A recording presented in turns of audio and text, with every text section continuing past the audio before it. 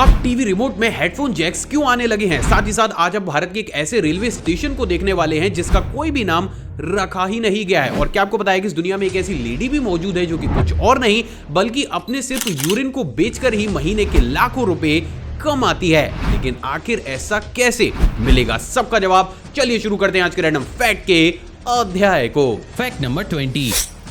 क्या आपको पता है कि ओक्लाहोमा की एशली बेटस ने साल 2010 में एक ऐसे कारनामे को करके दिखाया जिसे देख आपकी भी आंखें फटी की फटी रह जाएंगी। असल में दोस्तों एशली ने जून 2010 में कुछ इस तरीके से एक 160 किलोमीटर पर आवर की स्पीड से उड़ते हुए स्टंट प्लेन के विंग्स पर वॉक करते हुए कुछ इस तरीके से 4 घंटे उसी पर ही खड़े होकर बिताए थे। अमेजिंग बात यह है दोस्तों कि साल 2010 से लेकर आज तक भी कोई भी इनके इस अनबिलीवेबल से वर्ल्ड रिकॉर्ड को ब्रेक नहीं कर पाया और वास्तव में ये चीज अपने आप में हैरत अंगेज जरूर है। Fact number 19।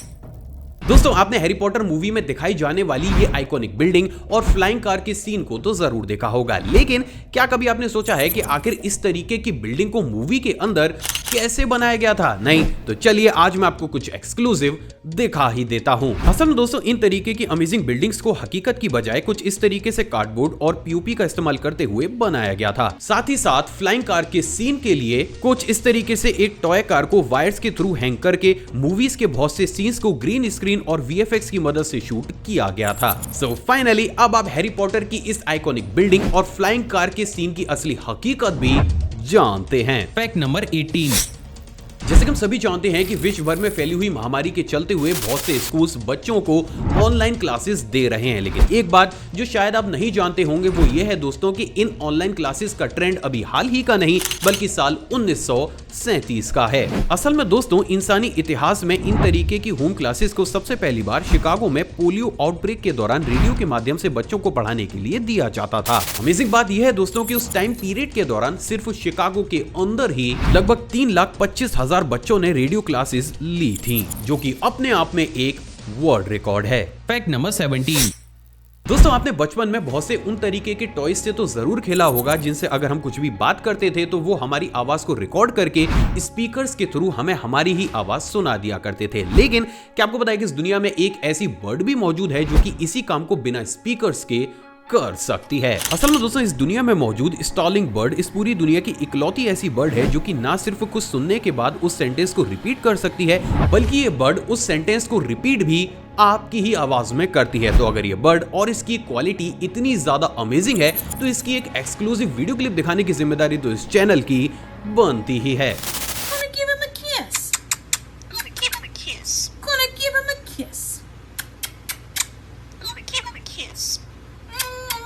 सच में ऑसम। Fact number 16। क्या आपको पता है कि हमारे देश भारत में एक ऐसा टेंपल भी मौजूद है जिसमें फूल माला या फिर प्रसाद की जगह घड़ियों को चढ़ाया जाता है। असल में दोस्तों ये मंदिर भारत के जौनपुर में स्थित ब्रह्म बाबा मंदिर है और इस मंदिर की एक मान्यता के अनुसार अगर आपको अपनी मनोकामना जल्दी पूरी करानी है तो आपको यहाँ पर आकर कुछ इस तरीके से कुछ और नहीं बल्कि एक घड़ी को चढ़ाना पड़ेगा। अमेजिंग बात यह है दोस्तों की प्रेजेंट डेट में इस मंदिर के अंदर इतने बड़े स्केल पर घड़ियां इकट्ठी हो गई है कि अब इस टेम्पल को ब्रह्म बाबा टेम्पल के साथ साथ घड़ी बाबा के मंदिर के नाम से भी जाना जाता है। सच में ऑसम। Fact number 15। जैसे हम सभी जानते हैं कि वर्ल्ड वॉर सेकंड अलग अलग देशों के सोल्जर्स के द्वारा लड़ी गई थी, लेकिन क्या हो कि अगर मैं आपसे कहूं कि इन सभी सैनिकों में एक ऐसा सैनिक भी मौजूद था जो कि इंसान था ही नहीं, क्या आप मेरी बात पर विश्वास करेंगे? असल में दोस्तों बहुत ही कम लोगों को ये मालूम होगा लेकिन वर्ल्ड वॉर सेकंड में स्कॉटलैंड आर्मी के द्वारा अपने एक सोल्जर के रूप में एक ट्रेंड भालू को भी वॉर में लाया गया था। अमेजिंग बात यह है दोस्तों कि इस भालू को बचपन से ही लोगों को बचाने और दुश्मनों को वॉर में धूल चटाने की ट्रेनिंग दी गई थी। सिर्फ इतना ही नहीं बल्कि इस भालू का नाम भी एक नॉर्मल स्कॉटलैंड सैनिक की तरह सेना में बाकायदा लिखा गया था और ये सारी ही चीजें मिलकर इस भालू के नाम एक ट्रेंड नॉन ह्यूमन सोल्जर होने के वर्ल्ड रिकॉर्ड को भी करती हैं। सच में अविश्वसनीय। Fact number 14। दोस्तों इस दुनिया में पैसे और दिखावे की कमी बिल्कुल भी नहीं है और उसी का ही एक जीता जागता एग्जांपल आपको हमारे देश की राजधानी दिल्ली में भी देखने को मिलेगा। असल में दोस्तों बहुत ही कम लोगों को ये मालूम होगा लेकिन दिल्ली में गोल्ड प्लेटेड नाम की एक ऐसी मिठाई को भी बेचा जाता है जिसमें काजू, पिस्ता, बादाम, केसर, चिलगोजा के साथ साथ इसको 24 कैरेट गोल्ड की एक परत से भी रैप किया जाता है। अमेजिंग बात यह है दोस्तों कि इस मिठाई की सिर्फ 1 किलोग्राम की ही कीमत लगभग 16,000 रुपए के आसपास रखी गई है और यही चीज इसको दिल्ली की अभी तक की सबसे ज्यादा कॉस्टली मिठाई भी बना देती है। वैसे क्या आप इस तरीके की मिठाई को 16,000 रुपए देकर खरीदना चाहेंगे? आप अपनी राय कमेंट सेक्शन में जरूर दीजिएगा। Fact number 13। दूसरी सीरीज में मैंने आपको एक ऐसी लेडी के बारे में बताया था जो कि सिर्फ अपने फाट को बेचकर ही महीने के लाखों रुपए कमाती है। और अगर ये चीज आपको उस समय काफी ज्यादा अजीब लगी थी तो थोड़ा सा ठहर जाइए। मिलिए यूएसए की एक मॉडल कैक्टस कुटी से, जो कि इस पूरी दुनिया की अभी तक की इकलौती ऐसी मॉडल हैं जो कि कुछ और नहीं बल्कि सिर्फ अपने यूरिन को बेचकर ही महीने के 30 से 40 लाख रुपए कमाती हैं। अमेजिंग बात यह है दोस्तों कि लोगों के बीच इनके यूरिन को खरीदने की होड़ इस कदर मची रहती है कि उनको महीनों महीनों तक इंतजार करना पड़ता है। और वास्तव में ये चीज अपने आप में अजीब जरूर है। Fact number 12। दोस्तों, लोग अक्सर अपने शहर को किसी बड़ी प्राकृतिक आपदा या फिर काफी बड़ी परेशानी के चलते हुए छोड़ने को मजबूर हो जाते हैं। लेकिन क्या आपको पता है कि इस दुनिया में एक ऐसा शहर भी मौजूद है जिसके लोग सिर्फ बंदरों की वजह से ही अपने शहर को छोड़ने के लिए मजबूर हैं। असल में दोस्तों ये शहर है थाईलैंड का लोपबुरी, जहां पर विश्व भर में फैली हुई महामारी के चलते हुए बंदरों की तादाद अचानक से ही इतनी ज्यादा बढ़ चुकी है कि यहाँ की सड़कों पर आपको लोग या फिर ट्रैफिक से ज्यादा बंदर घूमते हुए नजर आते हैं। सिर्फ इतना ही नहीं बल्कि यहाँ का लोकल प्रशासन भी इन बंदरों को हैंडल नहीं कर पा रहा है, जिसके चलते हुए हर रोज यहाँ पर बहुत बड़ी तादाद में लोग इस शहर को छोड़ने के लिए मजबूर हो गए हैं। मतलब ये तो अलग ही लेवल की दहशत है। Fact number 11। क्या आपको पता है कि रशिया इस पूरी दुनिया की सबसे पहली ऐसी कंट्री बन चुकी है जिसने कुछ इस तरीके के जीरो शिफ्ट फ्लाइंग स्कूटर्स का सक्सेसफुल ट्रायल कर लिया है। असल में दोस्तों रशियन गवर्नमेंट का ये एम है कि वो आगे आने वाले 4 या 5 सालों के अंदर सड़क पर चलने वाले स्कूटर्स को खत्म करके अपने सिटीजन्स को कुछ इस तरीके के फ्लाइंग स्कूटर्स खरीदने के लिए इंस्पायर करेंगे, जिसके चलते हुए रशिया इस पूरी दुनिया की सबसे पहली ऐसी कंट्री बन जाएगी जहाँ के लोग एक जगह से दूसरी जगह ट्रेवल करने के लिए कुछ इस तरीके के फ्लाइंग स्कूटर्स का इस्तेमाल करेंगे। और वास्तव में अगर ये चीज हो जाती है तो ये अपने आप में ऑसम जरूर होगी। Fact number 10।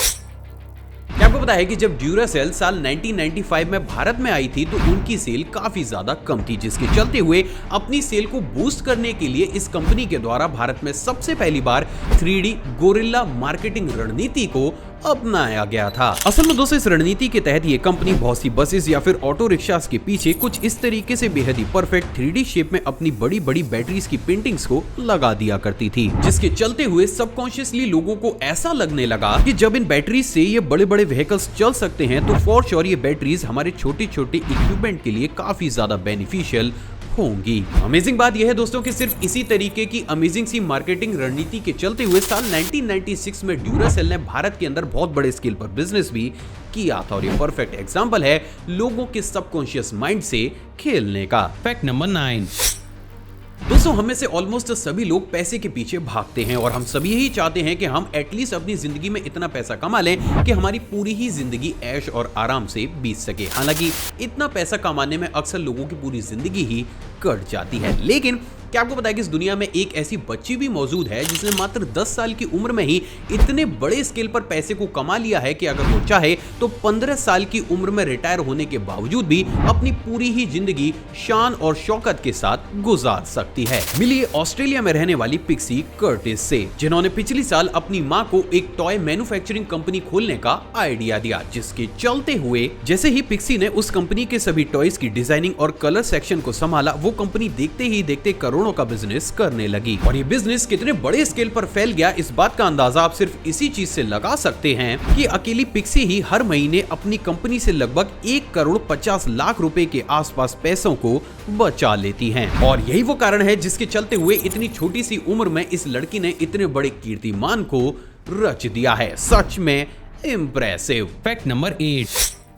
क्या आपको पता है कि अभी हाल ही में मिसेस वर्ल्ड 2022 में भारत की नवदीप कौर ने कुछ इस तरीके के बेहद ही अमेजिंग से अटायर को पहनकर बेस्ट नेशनल कॉस्ट्यूम के खिताब को अपने नाम कर लिया है। और वास्तव में हमारे देश भारत और हर भारतीय के लिए गर्व की बात जरूर है। तो गाइस इस अमेजिंग फैक्ट पर इस वीडियो पर एक लाइक तो बनता ही है। Fact number 7।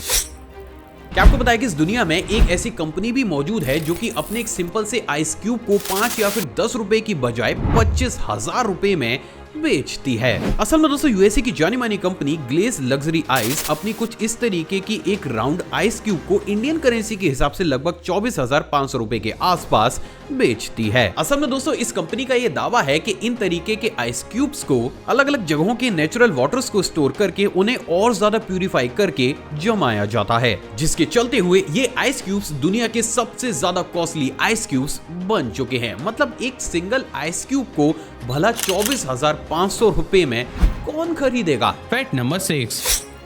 दोस्तों आपने बहुत सी थ्योरीज या फिर बुक्स में इस चीज को तो जरूर पढ़ा होगा कि अगर हमारे ब्रेन का एक सिंगल सेल का दूसरे सेल्स के साथ कनेक्शन कट जाता है तो वो तुरंत ही अपने न्यूरॉन्स को फैलाकर दोबारा से उनसे कनेक्ट करने का ट्राई करता है। लेकिन हम में से कितने ही ऐसे लोग हैं जिन्होंने इस चीज को कभी भी थ्योरी से ऊपर उठ हकीकत में अपनी आंखों से देखा होता है। दोस्तों अभी आपकी स्क्रीन पर आपको एक ह्यूमन ब्रेन के सिंगल सेल को अपने न्यूरॉन्स को फैलाकर दूसरे सेल से कनेक्ट करता हुआ दिखाया जा रहा है और इस वीडियो क्लिप में आप बेहद साफ तौर से देख सकते हैं कि कैसे हमारे ब्रेन के सेल्स कनेक्शन टूट जाने की सिचुएशन में एक तरीके से एक प्लांट की जैसे ग्रो करना शुरू कर देते हैं। सच में रेयर। Fact number 5।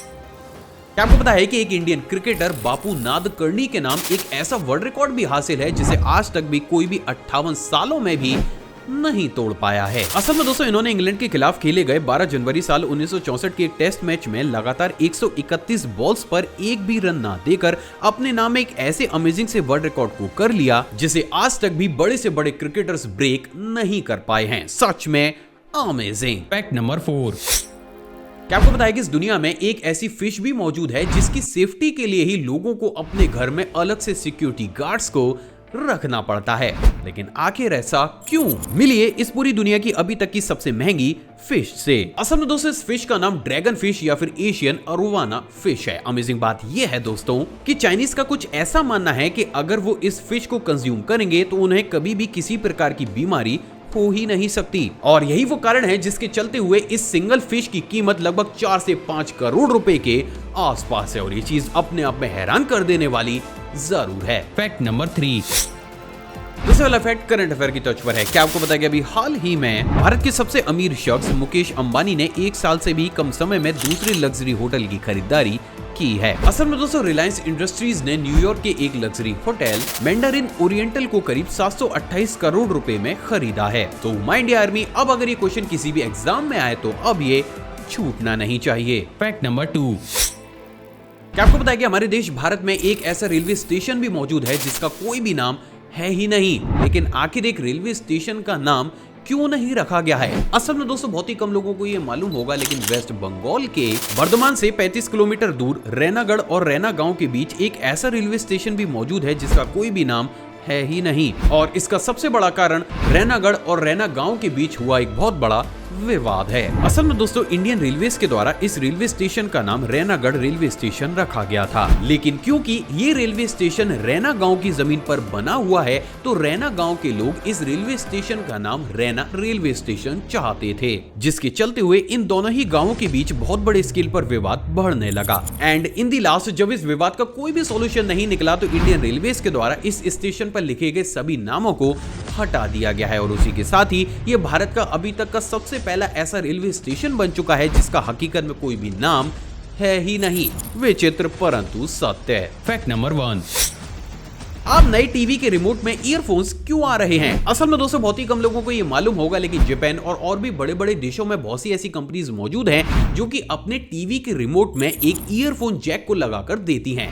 लेकिन आखिर एक टीवी के रिमोट में ईयरफोन जैक का क्या काम? असल में दोस्तों प्रेजेंट डेट में मौजूद बहुत से स्मार्ट टीवी ब्लूटूथ के साथ मार्केट में आते हैं, ताकि अगर आप अपने पसंदीदा टीवी शो को बिना किसी को डिस्टर्ब किए उसकी आवाज को सुनना चाहते हैं तो आप अपने ब्लूटूथ ईयरफोन्स को टीवी के साथ कनेक्ट करके ऐसा कर सकते हैं। लेकिन इन तरीके के टीवीज के साथ सबसे बड़ी प्रॉब्लम ब्लूटूथ के द्वारा यूज की जाने वाली UHF रेडियो वेव्स के द्वारा जनरेट होने वाली कनेक्टिविटी प्रॉब्लम है। असल में दोस्तों जैसे ही आप ब्लूटूथ के थ्रू अपने ईयरफोन्स को टीवी के साथ कनेक्ट करते हैं तो टीवी के आसपास एक ऐसी रेडियो वेव्स जनरेट हो जाती हैं जिसकी वजह से वो स्मार्ट टीवी प्रॉपर तरीके से वाईफाई की स्पीड को मेंटेन नहीं कर पाता। एंड इन दी लास्ट इस वजह से या तो टीवी प्रॉपर तरीके से वाईफाई की स्पीड को मेंटेन नहीं कर पाता है या फिर हमारा ऑडियो एक्सपीरियंस खराब होने लगता है, जिसकी वजह से इन सारी परेशानियों को दूर करते हुए अब बहुत सी कंपनीज अपने रिमोट को ही डायरेक्ट टीवी से इलेक्ट्रोमैग्नेटिक वेव्स के थ्रू कनेक्ट कराती हैं, जिसके चलते हुए जैसे ही आप इन तरीके के रिमोट्स में अपने ईयरफोन्स को कनेक्ट करते हैं,